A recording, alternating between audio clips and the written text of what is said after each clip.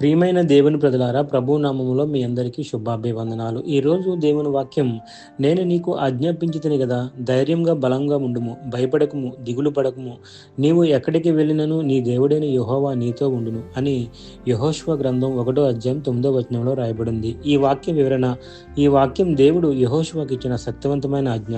అయితే ఇది మన జీవితానికి వర్తిస్తుంది. మనకు భయం వచ్చినప్పుడు దేవుడు ధైర్యంగా ఉండని చెప్తున్నాడు. పరిస్థితులు ఎలా ఉన్నా దేవుడు మనతో ఉన్నాడు. మనం ఒంటరిగా లేము. దేవుని సన్నిధి ఎప్పుడు మనతోనే ఉంటుంది. ఈ వాక్యం మనకు చెబుతున్నది ఏమిటంటే, ధైర్యం అనేది మనలో నుండి రాదు, దేవుని మీద నమ్మకంతో వస్తుంది. చిన్న సందేశం: భయపడకండి, దేవుడు మీతో ఉన్నాడు, ధైర్యంగా ముందుకు సాగండి. చిన్న ప్రార్థన. ప్రియమైన పరలోక తండ్రి, నా దేవుడా యెహోవా, మీరు భయపడకము, ధైర్యంగా ఉండుము అని చెప్పిన వాక్యానికి కృతజ్ఞతలు. నా జీవితంలో వచ్చే ప్రతి భయం, ఆందోళన, సందేహాలను మీ చెంత ఉంచుతున్నాం. ప్రవ్వా, నాకు ధైర్యమును, బలమును ప్రసాదించండి. ఎక్కడికి వెళ్ళినా మీరు నాతో ఉన్నారని ఎల్లప్పుడూ గుర్తుంచుకునే విశ్వాసాన్ని ఇవ్వండి.